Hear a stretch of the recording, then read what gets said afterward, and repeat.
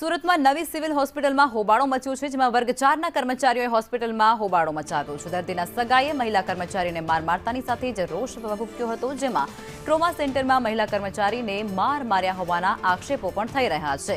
સાફ સફાઈ દરમિયાન 3 જેટલા લોકોને માર મારવામાં આવ્યો હતો। વર્ગ 4ના કર્મચારીઓએ સફાઈ કામગીરીને બંધ કરી હતી।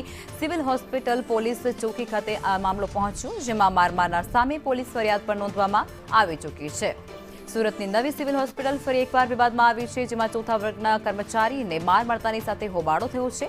ટ્રોમા સેન્ટરમાં ચોથા વર્ગના મહિલા કર્મચારીને દર્દીમાં સગાએ માર માર્યા હોવાનો આ મોટો આક્ષેપ થયો અને ત્યારબાદની આ કાર્યવાહી।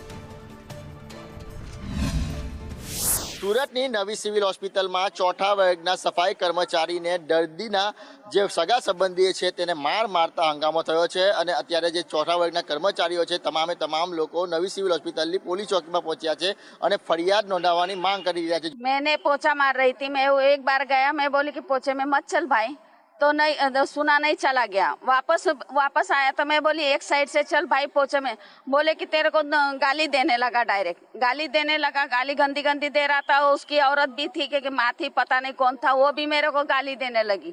और उसका दूसरा भाई था कि कौन था, वो बड़ा पत्थर उठा के मारने लगा। हमारी ये मान है कि हमारे को इंसाफ चाहिए, हमारी भी इज्जत है। जो भी आएगा हमारे को गाली देगा, मुझे हमको मार के जाएगा।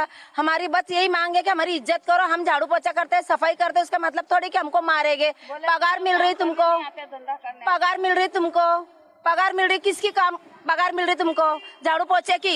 डायरेक्ट से गाली दिया और ये बहन के पेट में लाता मारा और गंदी गंदी गाली देने लगा। वही बताने आए, लेकिन कोई नहीं है अंदर इसके लिए। हाँ भाई, हमने उसको 4 बार बोला भाई जा, इधर से मत जाओ, इधर से मत जाओ, वो लेकिन सुनता ही नहीं। ऊपर से गाली देता है, ऊपर से धमकी भी देता है मारने की, तो कौन सुनेगा। એક જ માંગ કરી રહ્યા છે કે તેમની ફરિયાદ દાખલ કરવામાં આવે। કેમેરા પર્સન ભૂષણ ચૌધરી સાથે મનીષ પરમાર, સંદેશ ન્યૂઝ, સુરત।